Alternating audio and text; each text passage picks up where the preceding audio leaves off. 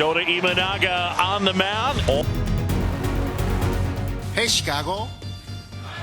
Shota Imanaga's lifestyle isn't what you think. From indulging in Japanese YouTube and leather shoe restoration videos to embracing Chicago's food scene and bonding with teammates beyond language barriers, this 30-year-old rookie is redefining his American dream.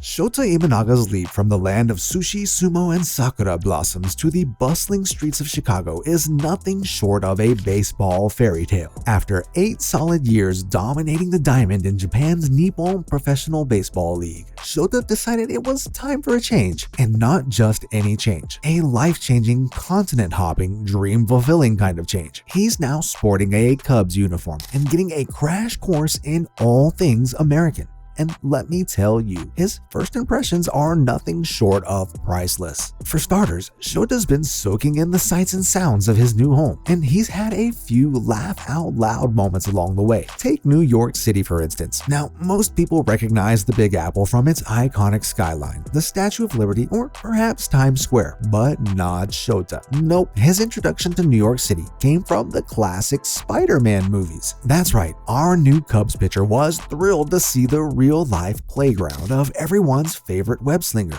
Who needs historical landmarks when you've got Spidey swinging from skyscraper to skyscraper, right? Then there's the matter of American traffic laws, which, as Shota quickly found out, are a whole different ballgame compared to Japan. Imagine his surprise and slight bewilderment when he discovered that here in the US, you can actually turn right on a red light. In Japan, that would likely earn you a chorus of honks, a few disapproving glances, and maybe even a lecture on traffic etiquette. But in America, it's all part of the drive-through experience. Shota is still wrapping his head around it, probably wondering what other driving curveballs America has up its sleeve. Speaking of curveballs, let's talk about Shota's day-to-day life in Chicago. Now, you might think that a new major league pitcher would spend his free time exploring the city's famous attractions, sampling deep dish pizza, or cheering on the Bears at Soldier Field. But no, Shota's priorities are a bit more caffeinated.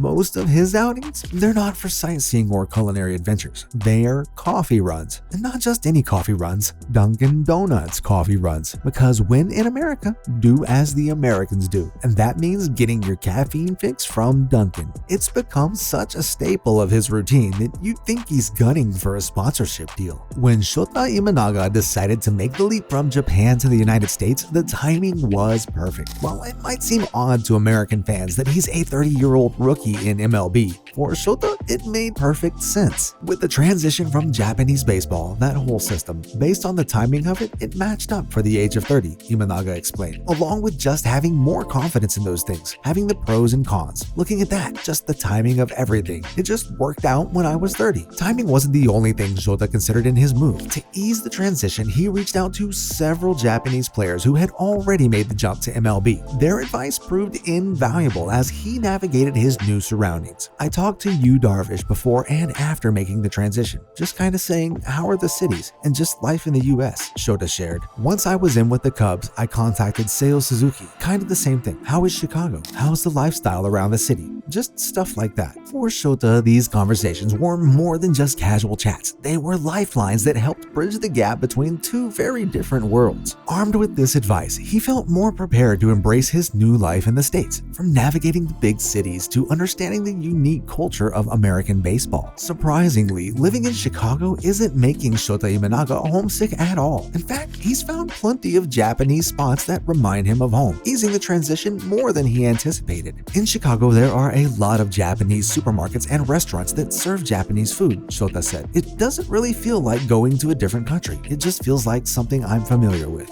This abundance of familiar cuisine has been a comforting anchor for Shota as he adapts to life in the US. He can still enjoy his favorite dishes and ingredients, making the bustling city feel more like a home away from home.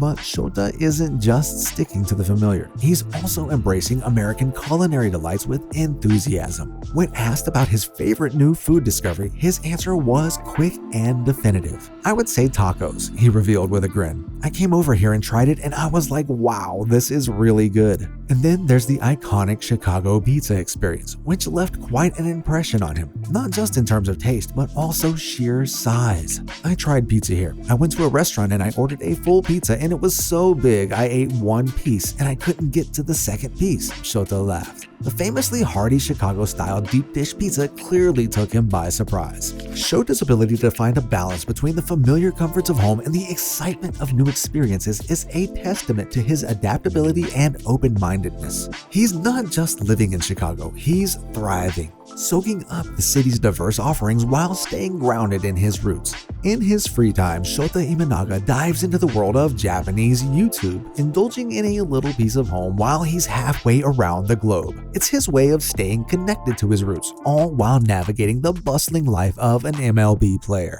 One thing that's caught his eye in America is the casual travel attire of his fellow players. While American athletes might throw on sweats and sneakers, Shota's got a bit of a different approach. He's been researching clothing and a lot of leather shoes. Believe it or not, he has a surprising hobby.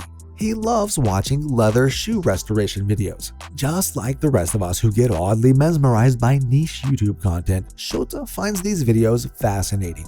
Despite the language barrier, Shota doesn't feel out of place in the Cubs clubhouse. His English might not be perfect, but he understands it well enough, especially if conversations slow down a bit. This allows him to go beyond the basics with his teammates, engaging in conversations that dig a little deeper. "I've enjoyed coming into the clubhouse every day," Shota shared. "Just talking to the players, it's not just 'what's up, how are you doing?' We'll go into a little deeper conversation every time. Especially the Latin players. They're really easy to talk to, so I've enjoyed everybody in the clubhouse." This sense of camaraderie has made his transition smoother. Shota's ability to connect with his teammates regardless of language speaks volumes about his personality and the welcoming nature of the Cubs clubhouse. He's found common ground and friendship, whether discussing life, baseball, or even fashion.